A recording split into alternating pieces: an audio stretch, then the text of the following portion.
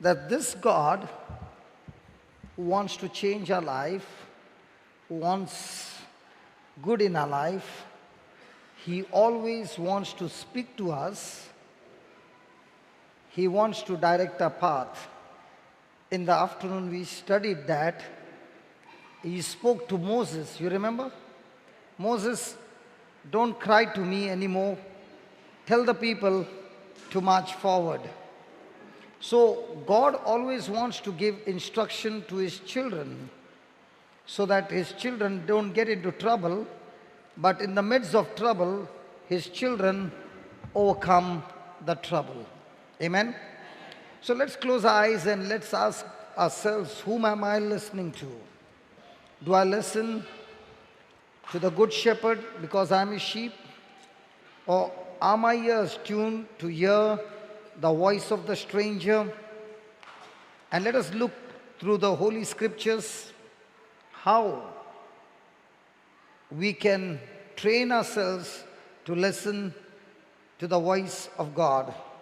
So Father, we thank you, we praise you. This morning and this afternoon session we saw that you not only taught us the word, you gave us understanding of the word, you gave us the truth, understanding the truth has set us free. And then whatever was being preached, you confirmed the word with accompanying signs and wonders. As we are gathered here, O Lord, we know that the Bible says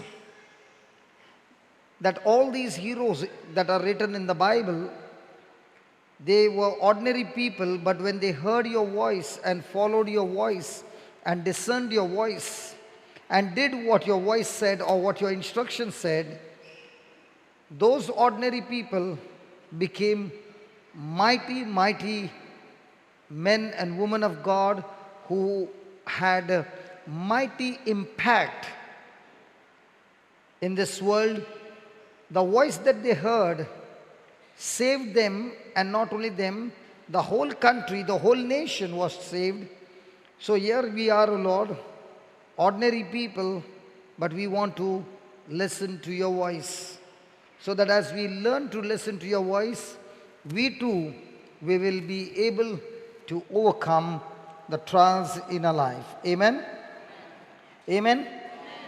Now, in this world, there is lots and lots of electronic communication going on.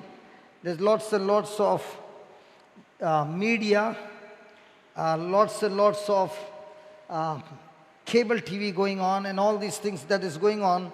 And every moment there is lots and lots of information and knowledge that is imparted in our life. Praise God. Hallelujah. The world is out there to engage people in lots and lots of entertainment. Praise God. Now, when this knowledge or information or entertainment is bombarded continuously, the question is, whom am I listening to? Am I listening to God? Or am I listening to the things of this world? Because the Bible says in the Old Testament, God spoke through the prophets, but in the New Testament, God speaks to us through His Son, Jesus. Let's go to Hebrews chapter 1. Hebrews chapter 1, verse 1 and 2.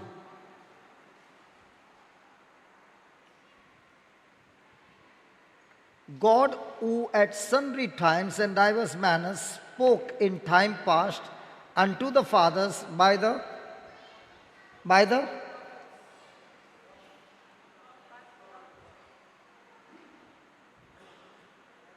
I like to see her walking straight. Just a little curve remaining. Praise God. Hallelujah. And every time I'm looking at her, I'm saying, wow, that's God's glory. When I saw her in the afternoon, how was she? Praise God. Okay. So in the past, that is in the Old Testament, God spoke through His prophets. So when we read that, God spoke in time past unto the fathers by the prophets. In other words, God spoke. In other words, God desires to communicate to his people. He is longing to talk to his people. He is longing to give you wisdom. He is longing to give you solution to your situation. Praise God. Hallelujah. But now in verse 2, has in these last days, that is in the New Testament, spoken unto us by his Son, whom he has appointed heir of all things, by whom also he made the world. Praise the Lord. So God is longing to communicate with us, and he has been speaking to us since creation. And he's saying this world has been created by his Son, praise God, and he has appointed his Son, the Messiah, that through him God speaks to us. Hallelujah. Let's go to John 16:13.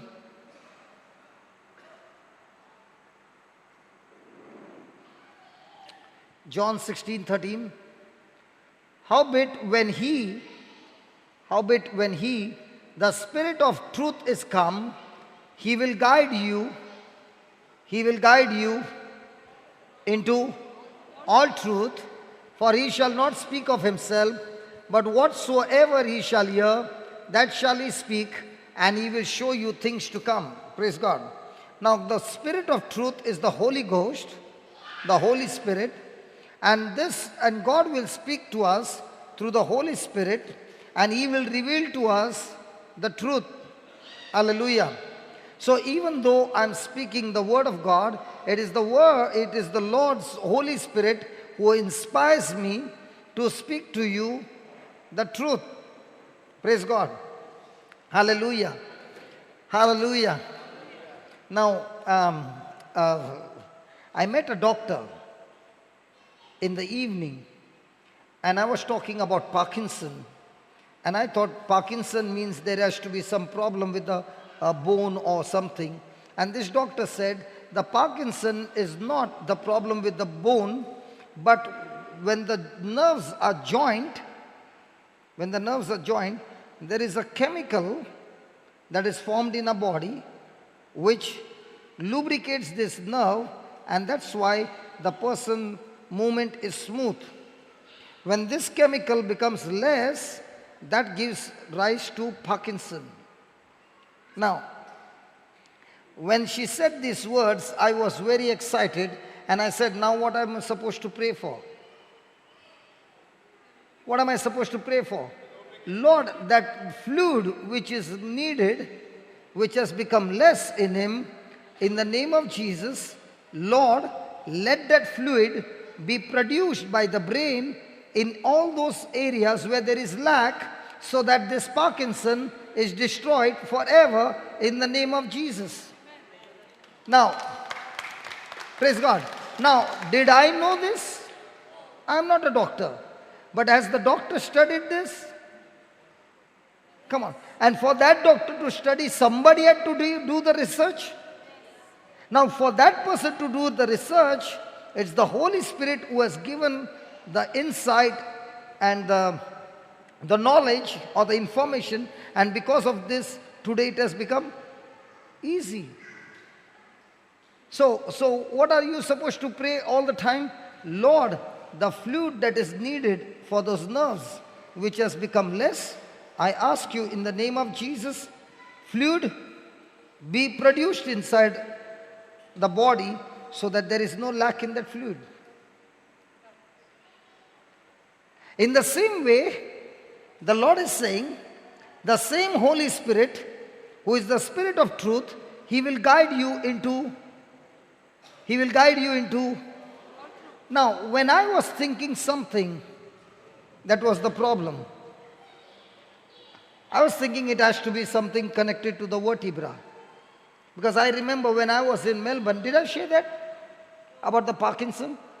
Okay, I was in Melbourne, and we used to have a retreat in the church hall from morning till evening. And in the evening, during the Mass, the preaching would stop and we would all go to the church, finish over there, and then come back to the hall. So there was no mass celebrated in the hall. We had to go to the church. Now during the afternoon session, I still remember, there was this man who had been with Parkinson for more than 30 years, and all that he was doing was like this. Are you understanding? He can't walk. He's just doing and continuously moving. And he had this Parkinson for more than 30 years. I'd be 35, 38 years. And during the afternoon session, I said, all those who got back pain, can you please come? And his wife brought him, and we prayed, and his back pain was healed. And he was just passing by. He just began to pass, and I saw that the movement became a little faster. Everybody were happy, we clapped our hands, and now came the time to go for mass. And when we were all walking to go to church, we all began to look at this man. His wife, who has been holding him for more than 30 years, has left him and is walking slowly. Now the mass began and the offertory time came to take the offertory. This man stood up, and there was another person who was taking. He took that stick from him. What do you call that? You know what it is, okay? He took it from him and he went to every pew and took a collection, and Father was watching, the whole church was watching, because everybody over there knew that this person had Parkinson and he was walking. So in my mind, when I saw that healing, I was thinking his back got healed and Parkinson went. So today also I'm praying with this knowledge. His spine has to get healed, something that has gone wrong, and his Parkinson will be gone. Now the doctor who heard it, she said, you made a prayer, that's not a problem, but the problem is not in his back, the problem is with the fluid. So what I was believing, was it the truth? Are you understanding?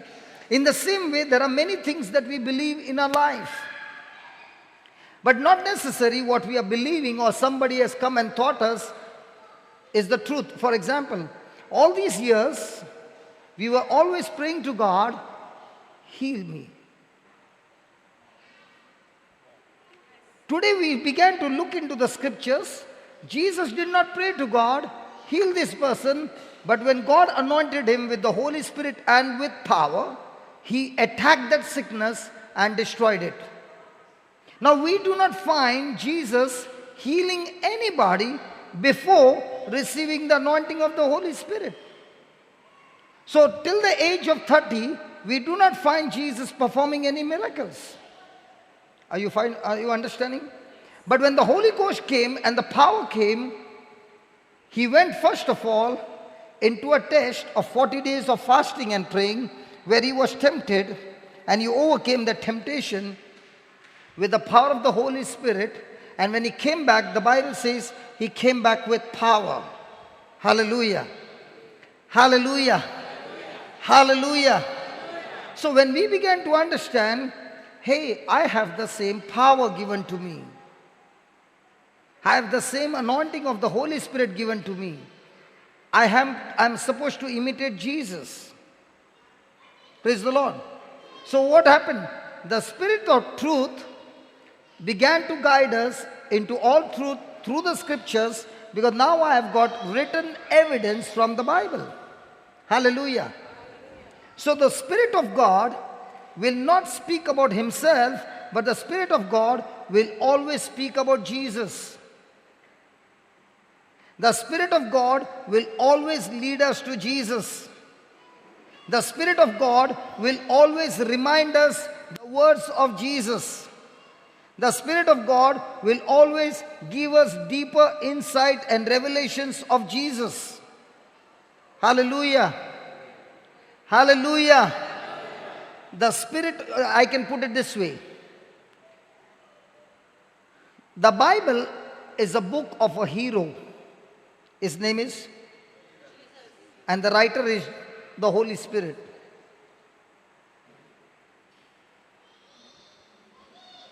So for different people came for centuries, inspired by the Holy Spirit, they wrote about Jesus right from the book of Genesis.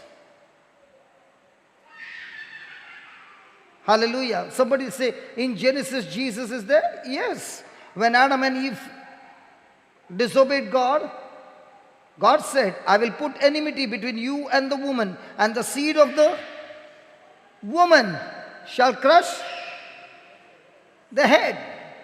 Now, who is that seed of the woman? Jesus.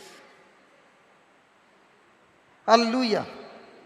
So, he shall not speak of himself, but whatsoever he shall hear, that he shall speak. Now, it is impossible, listen to this, it is impossible for the Spirit of God to speak anything that is contradicting to God's word. Never. I said never. The Spirit of God will never ever give you any message that is contradicting to the word of God. And that's why he says, he shall hear and shall he speak. Whatsoever he shall hear and that shall he speak, he shall show you the things to come. Amen.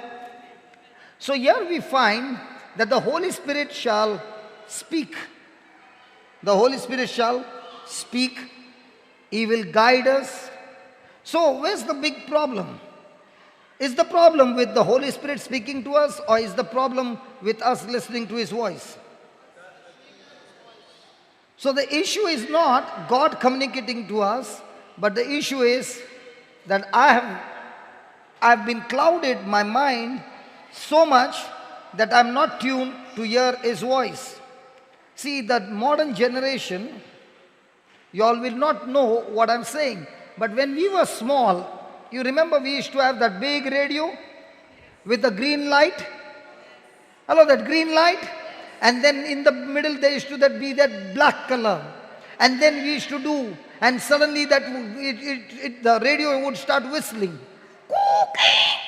You remember? And when it used to come very fine, then we used to get that Ceylon music, you know, the Western music, and we used to go to Ceylon station. And when it used to be fine, then the music used to be absolutely clear. But if that line, that black thing would be thicker, there would be always distortion. There would be lots of whistling. How many of you remember that? They don't even know.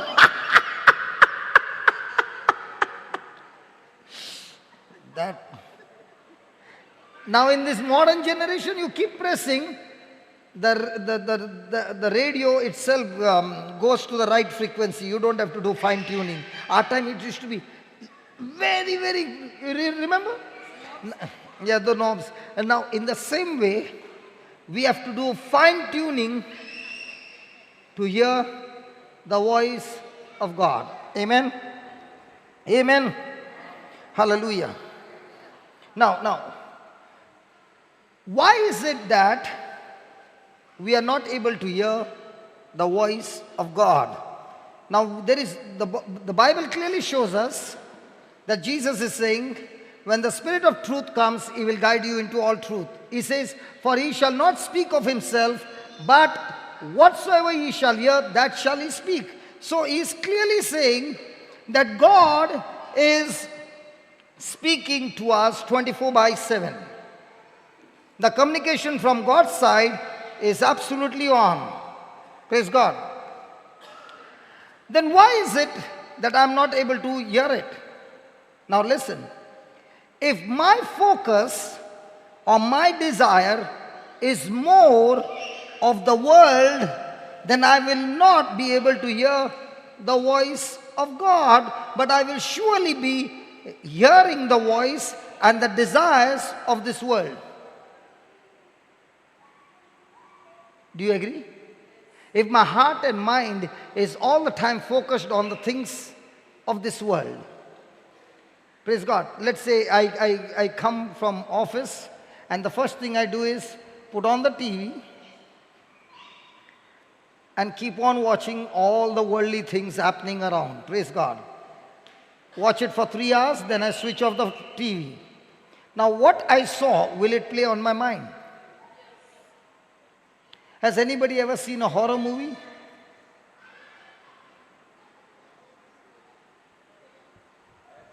Well, have you ever seen a horror movie?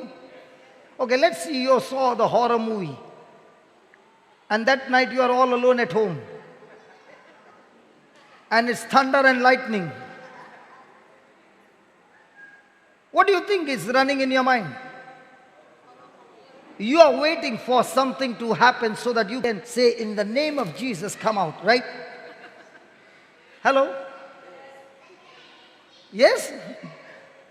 Only the nurses are saying yes, all the others are saying hallelujah. No. But let's say another person, his mind and heart is focused on Christ day and night. Whose voice will he be hearing? Hello, whose voice will he be hearing? He will be hearing the voice of God. So your heart and mind throughout the day is focused with what? If your mind is set on God and you're seeking God, say that seeking. Say that again. What seeking? What is the meaning of the word seeking? It is not only search. Even after searching, you're not satisfied. You are searching more. Seeking means search and search till you research and research and research and you're still searching. Hallelujah. Hallelujah. So when you're seeking more and more of Christ, then all the time your mind is focused with the teachings of the word, the praise and worship, the thanksgiving. Even when you get some time, you're opening the Bible, you are reading the passages. Now, when such a person is all the time focused on Christ, even when he's working, he's speaking some, might be in tongues or something like this, his mind is engaged with Christ, that person begins to tune to hear the voice of God. And that's why we find, have you ever heard depression? Okay. When a person is in depression, what happens? That person's mind is captivated with thoughts of his problem or negative things that are happening.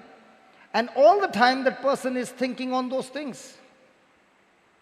Now, is that person going to hear the voice of God or the person is going to hear the voice of the devil? The devil. Now, that same person who is in depression plugs the word of God or the CD into his ears and is listening continuously.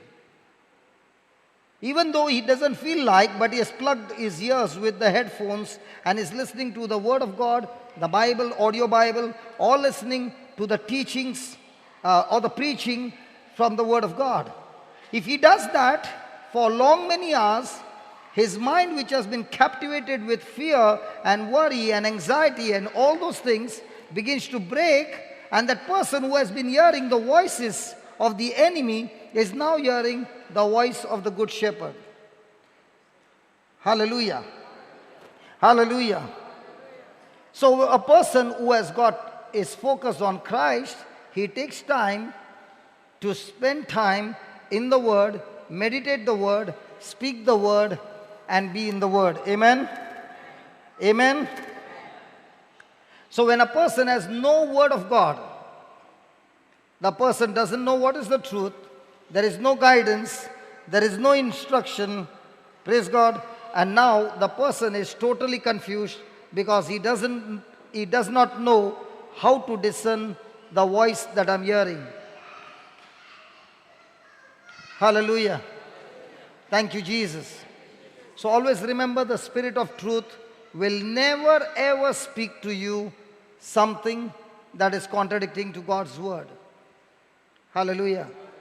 For example, the next door neighbor has been troubling you and you're praying to God.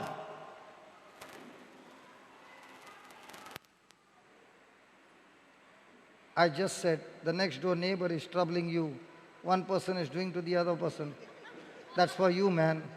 He's talking to you. Hallelujah. Okay, the next door neighbor is troubling you, and you're praying. And you get thoughts.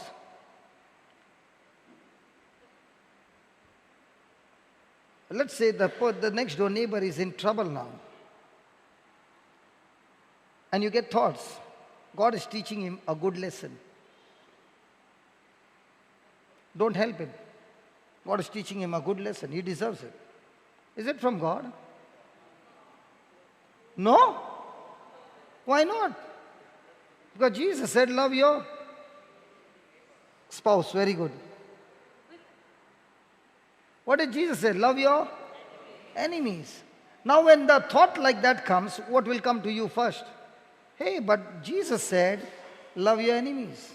Do good to those who hate you. Bless those who curse you. Pray for those who persecute you. Praise God. And how do you love your enemies?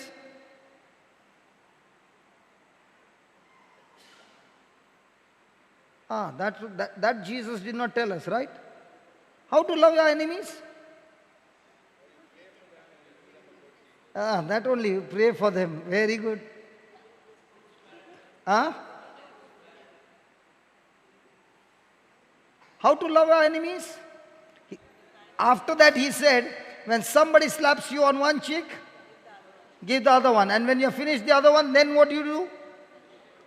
There was that Sanjay Dutt's one movie, no? What was that? Munna Bhai. Gandhi ji ने कहा एक गाल पे थप्पड़ मारा तो दूसरा गाल दो, तीसरा देने बोला नहीं. And where did Gandhi ji get this teaching from? From Jesus, from the Bible. Praise the Lord. Hallelujah. Hallelujah. So we just write down some points and then we will study them. What are the primary reasons people don't listen to God? Mobile? Baba, is there any notebooks, books and pen? Yeah, just give over here.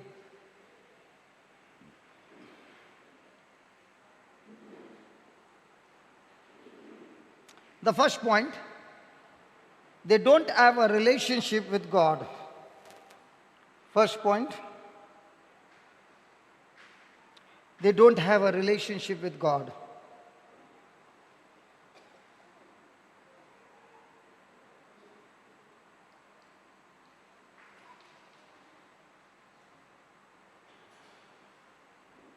Second point, many people don't expect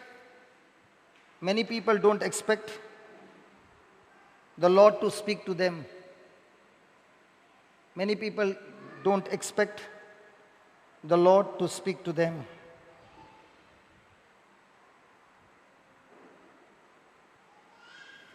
Third one,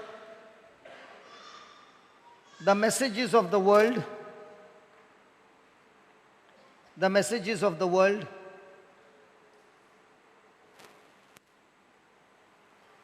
drown out God's voice. The messages of the world drown out God's voice. Next one, they don't think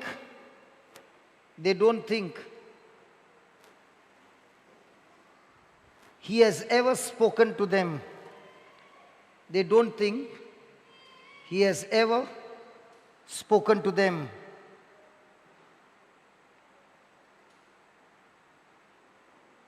Next one, their minds are closed. Their minds are closed to His voice. Their minds are closed to His voice. This is not for people of Goa, okay? The next one. People are too busy. That's not for Goans. Goans is not for Goans, not for Goans. You can cancel that point. People are too busy. Next one. They may fear the message. They may fear the message.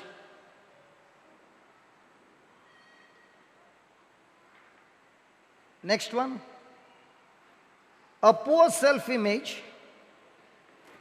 A poor self-image causes them to doubt God, causes them to doubt that God would speak to them, that God would speak to them,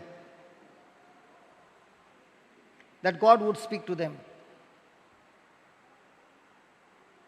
Next one. Sometimes people are angry with the Lord. Sometimes people are angry with the Lord.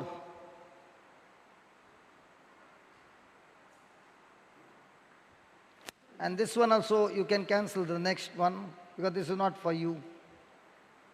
Those who are non-Goans you can write down, but not for the Goans. They have neglected reading and meditating on the Bible. They have neglected reading and meditating on the Bible.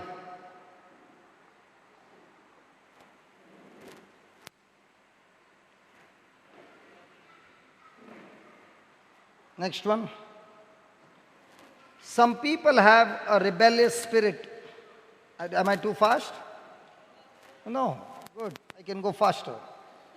Some people have a rebellious spirit.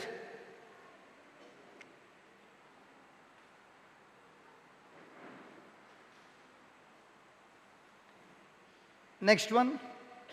They are deceived.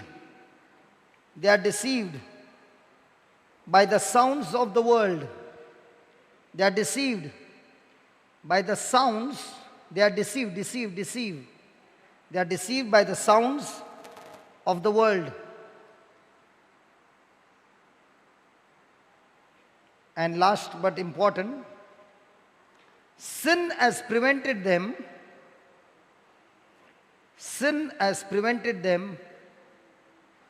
from hearing God. Sin has prevented them from hearing God.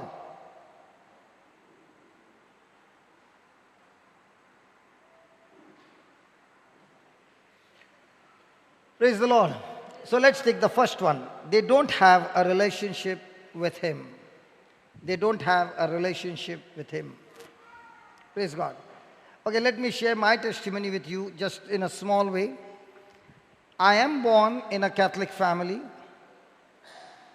When I was small, went to church. We had rosary every day at home. We had prayers at home. When I grew up, I received my first Holy Communion. And as I grew up, I received confirmation as well. And as I grew up, I got married as well. Praise God. But during all these years, I had no communication or relationship with God. It was like I had to do it by force. And especially when the rosary would start, I don't know from where the yawning would begin. Nobody like me. Praise God. The moment the rosary would start, I would start.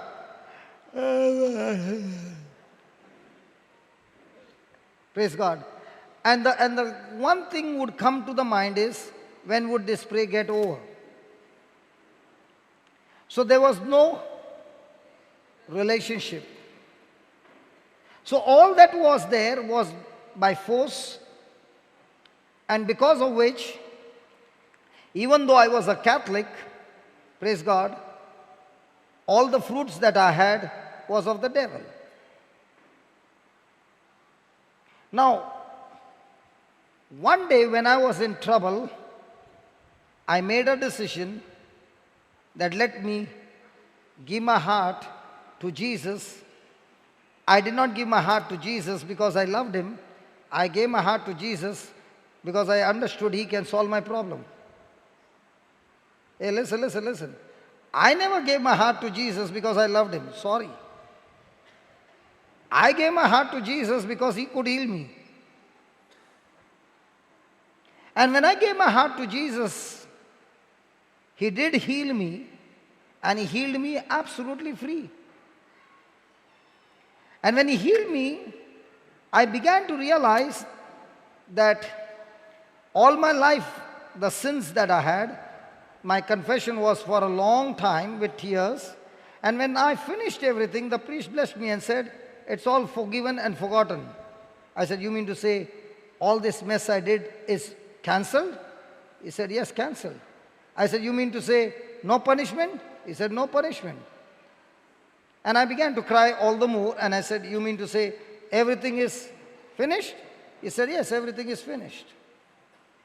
That's the time I began to think, how can he forgive me of all the mess that I've done? And when the retreat was going on, I received the gift of tongues, and I began to wonder, do I qualify to receive this power? That's when my desire to know him more began. I began to read the Bible. I started with Genesis.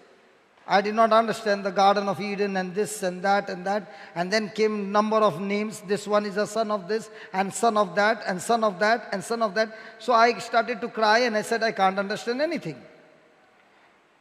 So I went to the New Testament. And the New Testament was more dangerous than the Old Testament. If you open Matthew, the first chapter, there are only names. So I sat down and began to cry. And I said, I don't understand. How can that priest understand? How can those people understand? Can you please help me? And every day we used to be crying before the Bible and asking him, can you help me? Can you please help me? Can you please help me? And I would be with the Bible. And one fine day, it so happened that when I began to read the Bible, things began to change, and I got into an addiction of the Bible, and that's when I had a relationship with God. And when that relationship with God began, I began to hear his voice. I began to hear him giving me instructions. I began to hear him telling me what to do. And as I began to do those things and began to follow him using the Bible, my life was completely changed. Listen, I never ever even once tried not to go to the club. I never ever tried not to drink. I never tried not to sin. Do you know what happened? When I got into this relationship, okay, I did not even realize where all those desires were gone. I did not try to stop those bad habits. I found out that the more and more I got deeper and deeper into that relationship, the desires were gone, and now the desires came was a new addiction. The addiction of the Word of God. The addiction of spending more time with Him. The addiction of more of prayer. The addiction, how can I go and reach out to somebody? The addiction, how can I go and help somebody? The addiction, when the priest can touch a person and they get healed, why not I also go and try and let me see what happens? And people began to get healed. All this happened when I developed a relationship with God. Hallelujah. Hallelujah. So, has Jesus died for all mankind? So is the salvation available for everybody? How many times people came and preached to us in the past? How many times people said, come for the retreat? Now, y'all were in good mind, so people could come and say, come for the retreat. Nobody told me, come for the retreat, because I'd lost my memory. Somebody had to catch me and take me for the retreat. Hallelujah. Hallelujah. So, in our lives, God who loves us, who cares for us, has been sending people after people to come and talk to us, to come to Him because this salvation is available to everyone as a gift from God. But even though the invitation is given, have we accepted the invitation in the past? How many of us accepted the invitation when everything was good, and how many accepted the invitation when everything became bad? Nobody wants to talk. Okay, I'm the only one. Frank, I know you.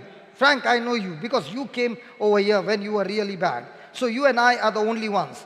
Rest all gave their heart to Jesus and had a relationship with Jesus when everything was going good, right? Right? Right? Praise God. When everything was going bad and you were hearing voices, and some of you must have even got a voice like me. I got a voice. What's the use of life? Go and commit suicide. Praise God. 18 years back, I was told by that voice, there's no use, there's no future for you. It's all over. Go and finish up your life. You will never be able to come out of this pit. There's no future. But praise God, as I began to seek God and the Word, my things did not change in one day. But surely there was a big change on the inside with no change on the outside. But when that change took place on the inside, the very voice which was putting pressure on me to go on the wrong side had now no more power to put pressure on me. Now the power on inside began to put pressure on the outside, and that which was outside, which was trying to kill me, now the power on the inside began to teach me how to overcome the pressure on the outside. And this happened when I began to spend quality time with my Lord, and this time it was not by force, but this time it was love. Hallelujah. See, mamas, you are really tired and you just delivered the baby, okay? And you're really tired the whole day, and the baby only sleeps during the day and the whole night is crying.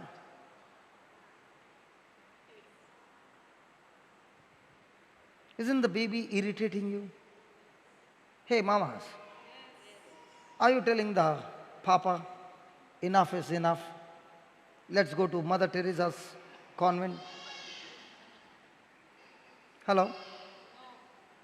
No matter what happens, because you love your baby, there is no number of hours, there's no comfort, uncomfort, whatever it is, you are not ready to quit. You are ready to go through till you receive the harvest. And that's what it is all about, relationship with Jesus. So even though the salvation is open to everyone, but not everyone are ready to receive salvation, which is a gift. They reject God, they reject the gospel, and when they reject the gospel, they refuse to hear the voice of God. You mean to say God is not speaking to them? Surely God is speaking to them, but they are not ready to accept Him.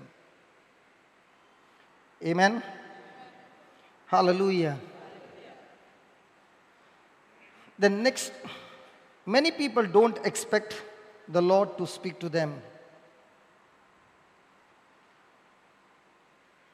Now when you read that Hebrews chapter 1 verse 2 and this scripture clearly, it's absolutely clear that God is longing to communicate to His people, to His children. Praise God. And when you read in the Bible, you find every time God spoke to him, God spoke to this one, God spoke to that one. Praise God. Now that relationship helps you where God begins to speak to you. Now somebody will say, how do I hear the voice of God? Have you ever heard the voice of Satan? Hello? You have heard the voice of Satan? No? No? Then how did you commit sin, man? Oh, that means you have never committed sin, huh? Hello, has anybody ever committed sin? Okay. Did Satan speak to Adam and Eve? Okay, when he spoke to Adam and Eve, what was his focus on? To get them closer to God or away from God? And to get them away from God, what did he need to do? To make them disobey God. So he had to speak something deceiving to make them believe that it's the truth. But it was a lie. Praise God. So has it happened in your life that you ever got a thought which was contradicting to God's word? Ever? Only one lady, man. Rest are all saints here.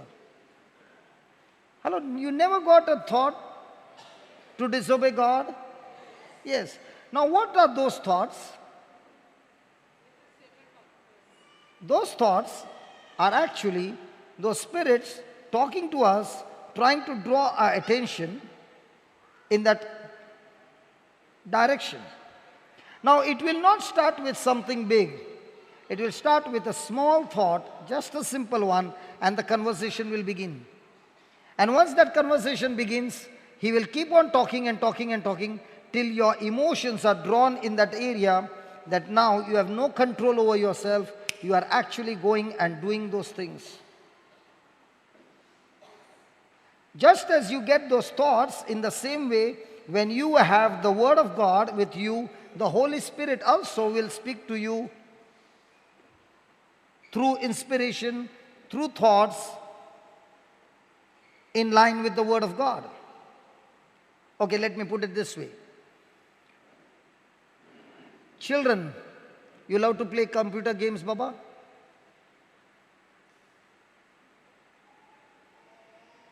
Mama is saying, Baba, answer, he's asking you only. He doesn't want to look at me. Okay. Does children like to play computer games? Okay. Now let's say the child wants to play a particular game and that game software is not installed in the computer. Will the child be able to play? Because when the child puts the name, let's say the game is some cricket or snooker or whatever. He puts the search cricket. What will the computer say? File not found. Right? Let's say there are 3 different software on the game cricket and he puts search. Now what will the computer do? It will show all the 3 files, right? In the same way, the Holy Spirit is the one who searches the file in us and begins to give us inspiration. And what are those files? When you feed yourself with the Word of God and that Word of God is in your heart, the Holy Spirit is the one who will give you insight and revelation from that Word, and that's when you will hear the voice of God.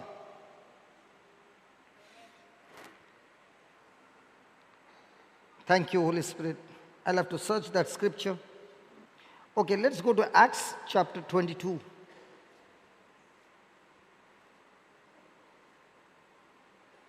Verse number 6. And it came to pass that as I made my journey, that is St. Paul speaking about his journey, before he became Paul, he was Saul. And it came to pass that as I made my journey and was come near unto Damascus about noon, suddenly there shone from heaven a great light round about me. Now why was Saul on his way to Damascus? He was on his way to Damascus to persecute the church, to arrest and make prisoners of those people who had renounced their faith as a Jew and accepted Jesus as their Lord, God and Savior, and had got converted and become Christians. Now Saul was a Pharisee, and when these people got converted in Jesus, they were Jews. He was extremely angry, and having the letter of authority from his superiors, he was on the way to arrest and make these people prisoners. Now on the way, he suddenly saw from heaven a great light round about me. And I fell unto the ground. I fell unto the ground. I fell unto the ground and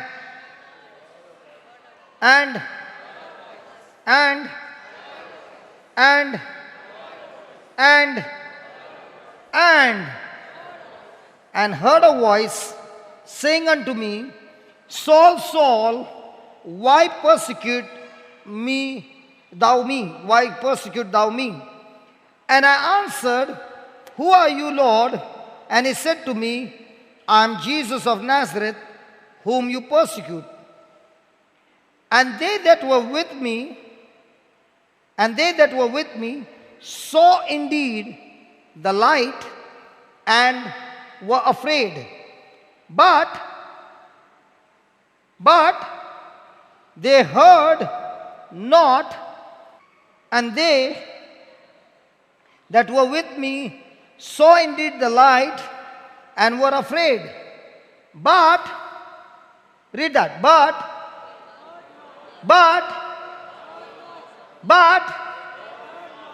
they heard not the voice of him that spoke to me. Now, Saul is saying, when I was on the way to Damascus, he had taken some of the soldiers along with him. And on that journey, suddenly there was a light that began to shine. And the first thing that happened to Saul was he fell off his horse. Praise God. And he heard a voice asking him, Saul, Saul, why do you persecute me? And Saul turned around and said, Who are you, Lord, who is talking to me? And the voice said, I am Jesus of Nazareth, whom you persecute. Now Saul is saying that there were other soldiers who were with me.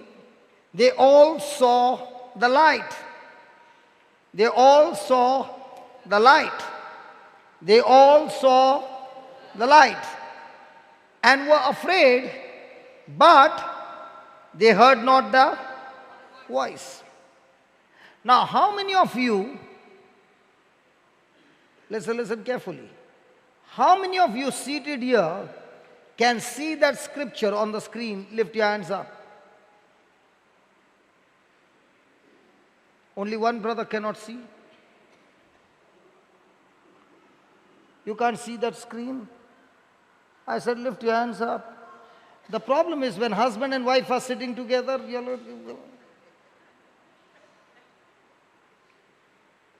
hallelujah. You all can't see? Nurses? You all can't see? Okay.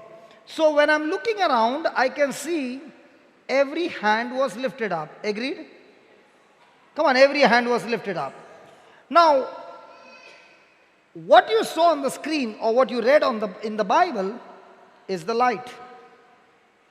Example, in the morning we read some scriptures, right? How many of you remember those scriptures?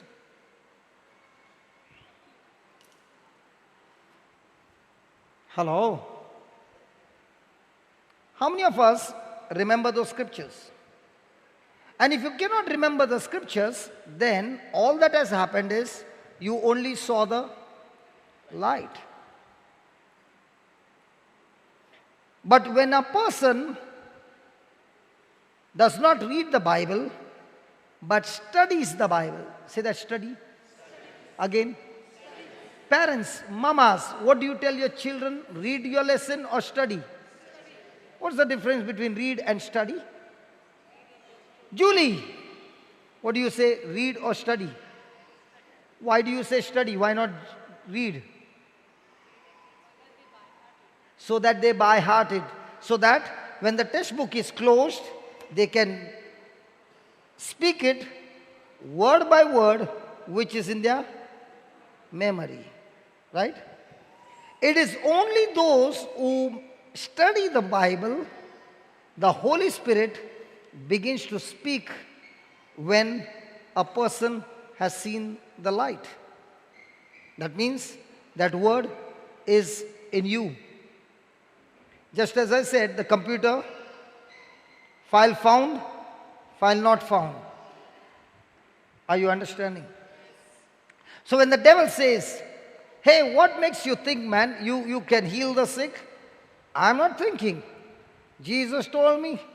And he said, in his name when I believe and I lay hands on the sick, they shall recover.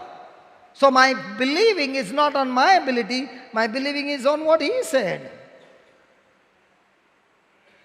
Hallelujah. Hallelujah.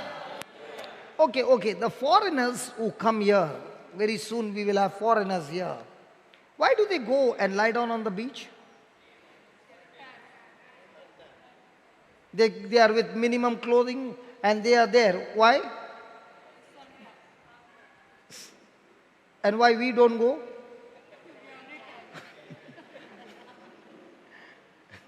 So when they go and lie down over there, okay, let's say from morning to evening, when they go for bath, can they see wherever the cloth was, okay, and now when they are having bath, is there a change in the color of the skin? But when the tanning is going on, can they see it getting tanned? No, it's a slow process. In the same way, when a person is spending more and more time on the scriptures, he doesn't even know that light shining in him is getting his heart and mind tanned, and the more and more you get tanned, the more and more you are hearing the voice of God.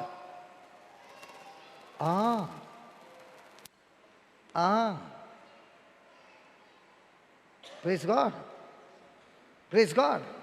That's why just because you know, many a times people will say, I know concerning worry and fear. I'm the body of Christ and Satan has no power over me. I overcome evil with good. You just saw the light. You just saw the light. But if you take that word and meditate on it, I am the body of Christ and Satan, you have no power over me, and there comes some infection, and you're saying, listen, how did you come here? Don't you know who I am? I am the body of Christ. And Satan, you have no power over me. I overcome evil with good, and somebody next door comes and does something bad. Now, what will you say? I want to give back, but the voice of God says, but concerning worry and fear says, I overcome evil with good. So at once the word of God will talk to you and say, hey, listen, you're not supposed to do something bad. You're supposed to do something good. Now, did they all see the light? Saul and those who were with him saw the light? Come on. How many of them got changed? Only Saul. What about them who saw the light? Hello, what about them who saw the light? They never got converted. So just because you come for the retreat and you saw somebody get healed, you saw that one got healed, you saw that one got healed, you only saw the light. But if you saw that and you're seeking God and you're spending more time with this word, there will be a time when you will hear the voice. And a person who hears the voice is the one who sees a change in his life. That's why people say, I went for 10 retreats, man, nothing happened. You went for 10 retreats and you saw the light. And when you came from the retreat after seeing the light, you were only seeing darkness because you never got deeper and deeper in that light. It was like you went to the beach and for 5 minutes you were there and then you came back and you said, I got little tan, I got little tan. And after that you never went there. Now there's no tan.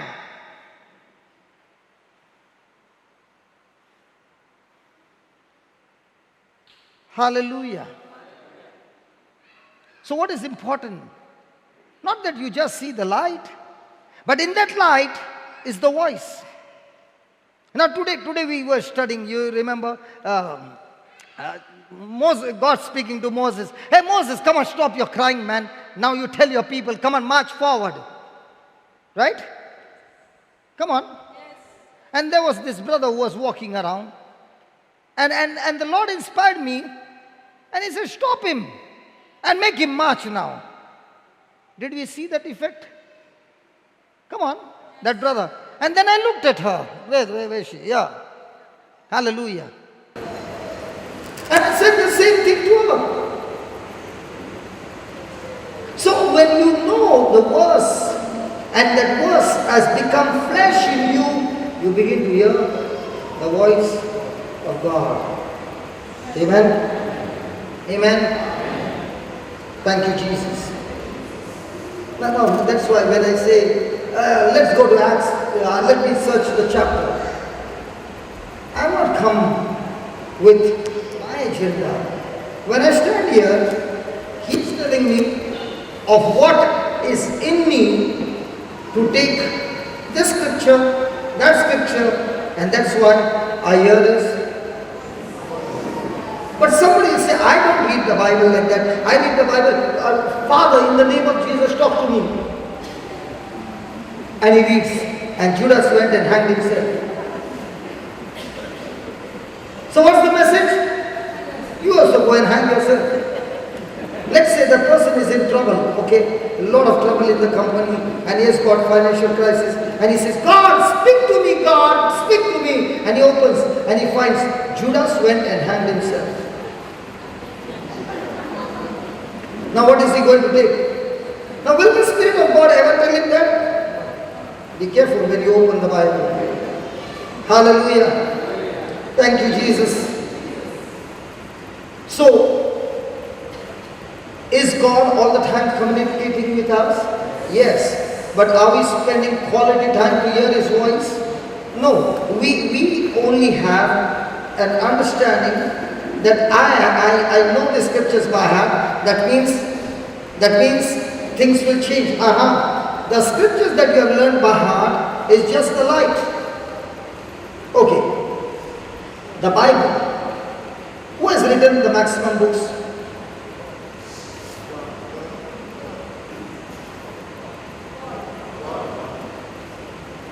Which Bible are you reading, man? More than 2/3 of the Bible is written in the New Testament by Paul. Now, who was with Jesus? Peter, James and John? They were all with Jesus, right? They lived with Him. They walked with Him. They ate with Him. Come on. They saw with their eyes all the miracles. What about Paul? He wasn't there. Then how come Paul wrote more than...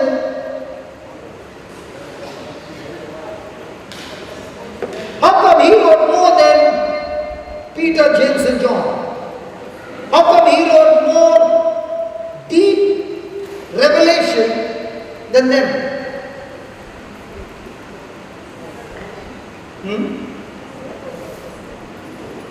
Because Saul was a Pharisee who knew the scriptures. He was trained in the scriptures. He had only seen the light of the scriptures but did not understand, and that's why he was persecuting the church.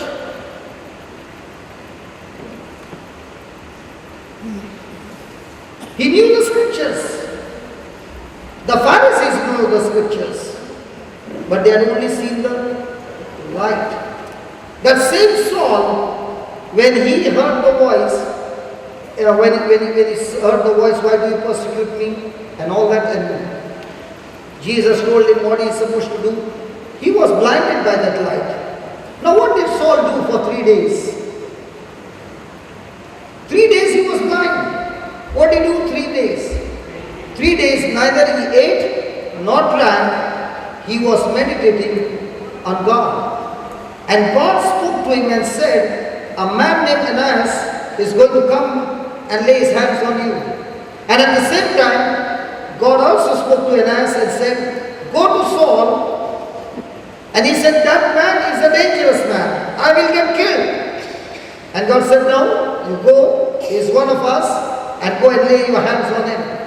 And Ananias goes and meets Saul. And he lays his hands on him and says, what does he say? Father, open his eyes. Does he say that? No. He says, Saul, in the name of Jesus, receive sight. And the Bible says, the scales from his eyes fell off, and Saul began to see. Now 3 days, was he praying for healing? No. For 3 days, he was trying to understand. All this time, I was thinking I was working for God by stopping these Christians and persecuting them and arresting them. But now I realize that I was actually working against God. And now, with the Holy Spirit, that light, from the light came the voice. And he began to get revelation after revelation about the scriptures, and then he began to understand, now I understand what the scripture speaks about the Messiah. What about Peter and all? They were fishermen. Are you understanding? So the more the scriptures in your heart, and the more you are meditating on them, you are submitting to them, the more and more God will begin to open the voice, and now you are tuned to hear the voice, because now it's all from the scriptures. Amen. Hallelujah. So all of us seated here have seen the light, but not all of us seated here have heard the voice. Because when you start hearing the voice, praise God, no demon in hell can stop you. And that's what Jesus said. What do you say who I am? First he asked, what do people say who I am? And they said, you are a prophet of Elijah, John the Baptist and all that. And then Jesus turned and asked the disciple, who do you say I am? And Peter turned and said, you are the Christ, the Messiah. And what did Jesus say? Hey Peter, flesh and blood did not reveal this to you, son of Bar-Jonah. Flesh and blood did not reveal this to you, but my Father in heaven revealed it to you. And therefore now you are no longer Simon. Simon means wavering. Sorry, brother Simon, all the time wavering. If your papa and mama knew that Simon is wavering, they would have not given you that name. Okay, Simon is wavering, and Jesus said, from now on you are no longer Simon, you are Petrus, means a rock. Hallelujah. Hallelujah. And then he said, on this rock will I build my church, and no power of darkness will ever be able to prevail over it. So when you hear the voice of God, no demon in hell can stop you. Nobody looks to be happy now. Thank you, Jesus. Thank you, Jesus. Hallelujah. Hallelujah. So, do you find the character of God wavering, or it is consistent? Right from Genesis to Revelation, you find that God's character is consistent, it's not wavering all the time. He wants His children to walk in His ways, walk in His word, and He gives you an assurance that He will back you up and He will lead you to your destination of victory. Hallelujah. Hallelujah. So all the time we find God's desire is to draw His children to the place of victory. But when we fail to hear His voice, we begin to hear the voice of the stranger, and that's what Jesus said, the thief comes to kill, steal and destroy, but I've come to give you life in abundance. Hallelujah. So many a times we know that, listen, many a times we know what we are doing is wrong, and yet we do it. Hello? Frank, you did not know drugs was evil? In spite of that, come on, there are many times I know what I'm doing is wrong, but I still continue to do the wrong. Hallelujah. Is God speaking to me at that time? Yes. But am I submitting to His voice? No. I want to go and fulfill my desire. When I fulfill that desire of mine, am I on my journey of victory or destruction? And that's what God is saying. He is consistent. And even when you have done something wrong, and like the prodigal son, and then he repents and comes back to his father, the father quickly forgives, and not only forgives, he accepts him as his son, and all the riches of his house are once again becoming his inheritance. Praise the Lord. So when a person repents and comes back, the Lord does not stop you there. He once again blesses you and leads you into prosperity. Amen. Then the third one, the messages of the world drawn out God's voice.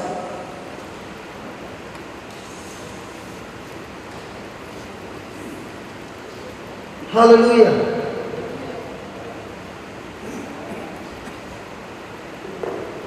Now, are we living in this world? Do we belong to this world? No.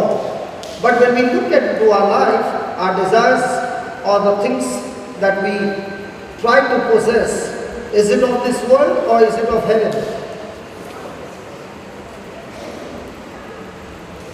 Hello? And if it is of the world, then those desires will see to it that it will get the voice of God drawn in those voices. So remember, we live in this world, but we do not belong to this world. And if we do not belong to this world, then the believer or a child of God is all the time concerned about the treasures of heaven and not of this earth. Praise the Lord. Hallelujah. And when he begins to get more and more possessive of the things of heaven, which is spiritual, his heart and mind is all the time occupied with those things and not the things of this world.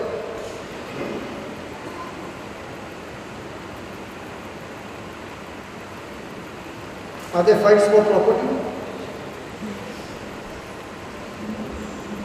Are there fights for money?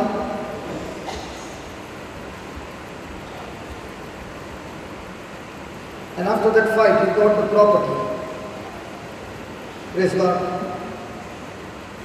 After doing something, you illegally got that property. You got it. Where do you think you are heading for now? Hello? Even though you are a Christian, where do you think you are heading for? That greed is going to take you to hell.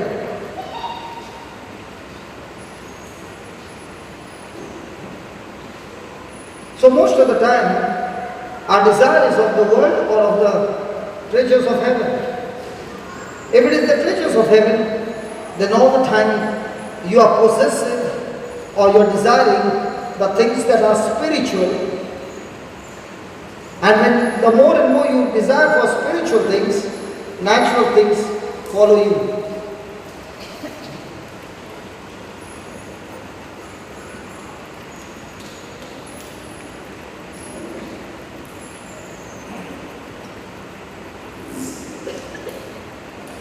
So the more and more you are seeking for spiritual things, the more and more you are thinking on what's in God's mind for me. What's in God's mind a purpose for my life? What does God want me to do for Him?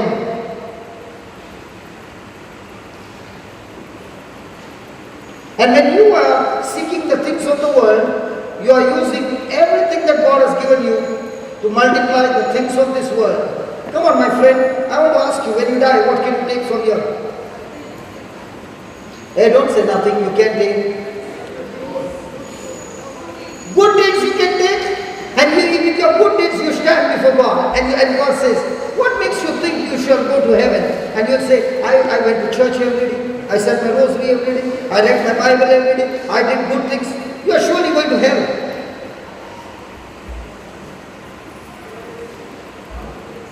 Some of them are surprised. I said, you are surely going to hell. Because the Bible says when you have broken one law, you have sinned one sin, that sin will lead you to hell. How do you know you will make it to heaven? Lord, no, I will make it to heaven because I believe in your Son Jesus. Because I know that Jesus died for me. I know He took my place on the cross and He is my Lord and I received it. His gift of salvation by faith. Don't ever think that good deeds will take you to heaven.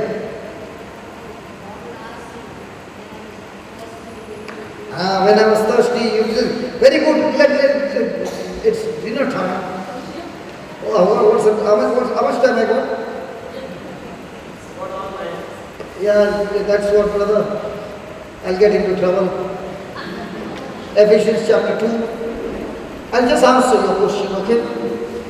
Ephesians chapter 2, verse 8. We'll go fast, okay? For by grace are you saved through. For by grace are you saved through faith. Now, what Jesus did for us is grace.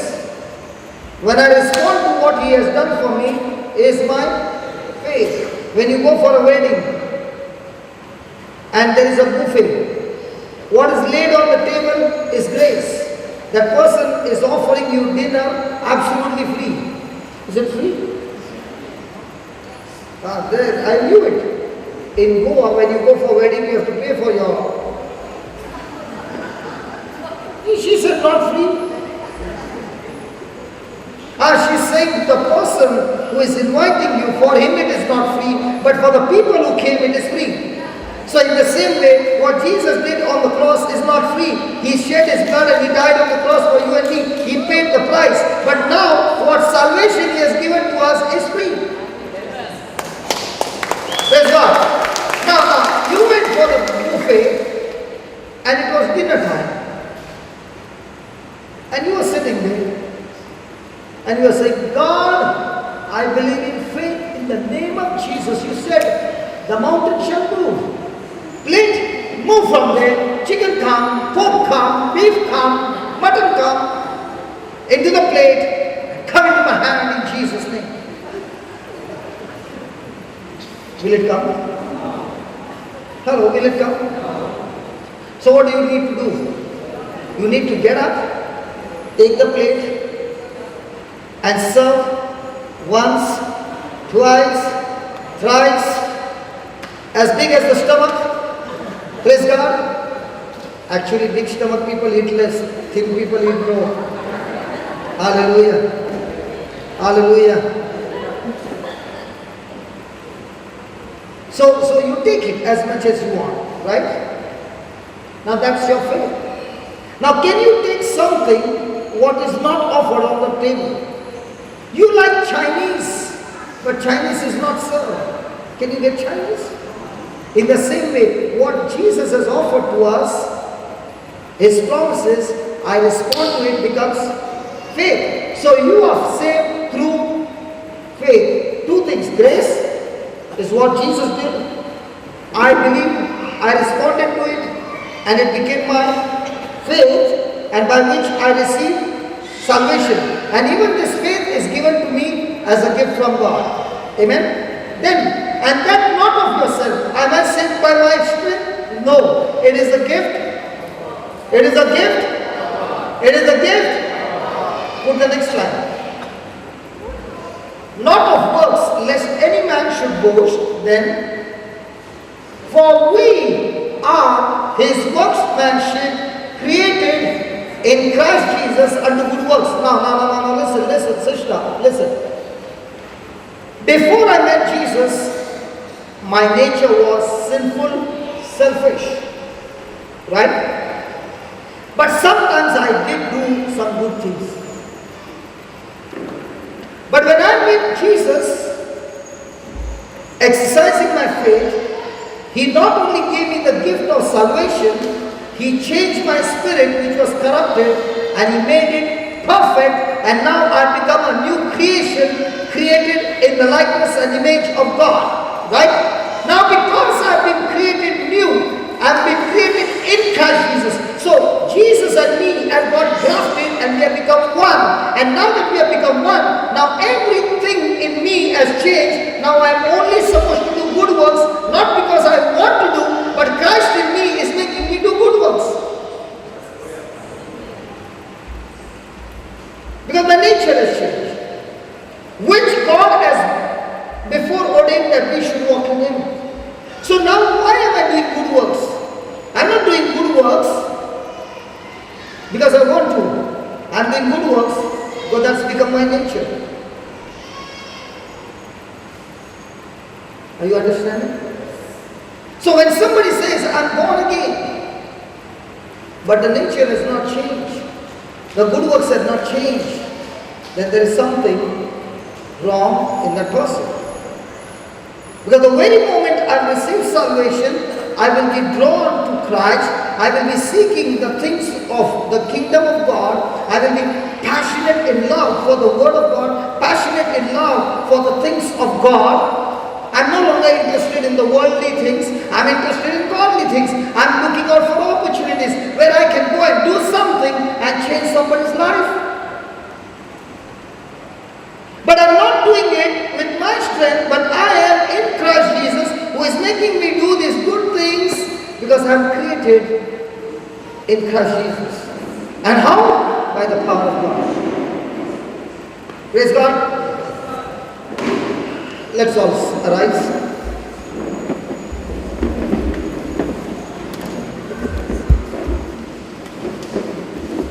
Loving Father, we thank you, we praise you for teaching us this truth, O Lord, that we need to hear the voice, your voice, and it is only when we hear your voice, Lord, we will be able to discern and walk in the purpose and plan that you have for us.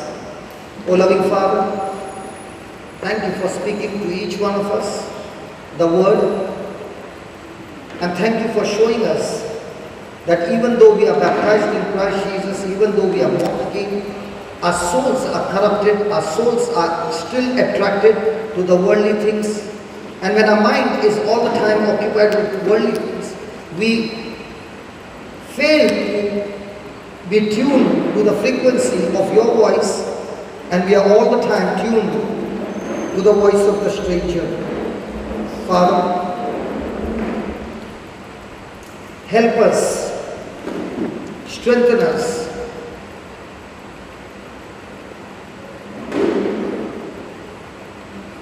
that we will respond to your grace that you have given in abundance by exercising our faith, by resisting the negative thoughts that the devil keeps bombarding our mind. Help us, Almighty God,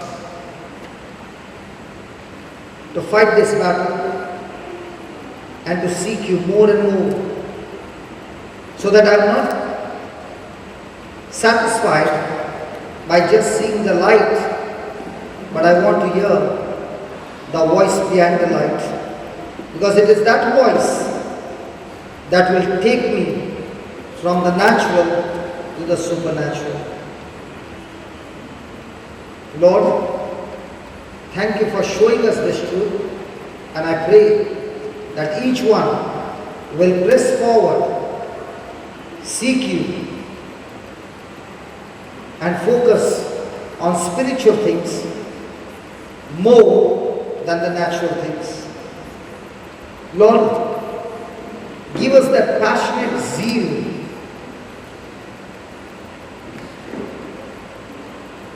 that we be created in Christ Jesus will now work for every good work. And all this by the power of your Holy Spirit through Jesus Christ. We thank you and we praise you, Lord, that what you have taught us has helped us to renew our mind, change our thinking, and follow you all the days of our life. We thank you and we praise you in Jesus' name. Amen. Amen.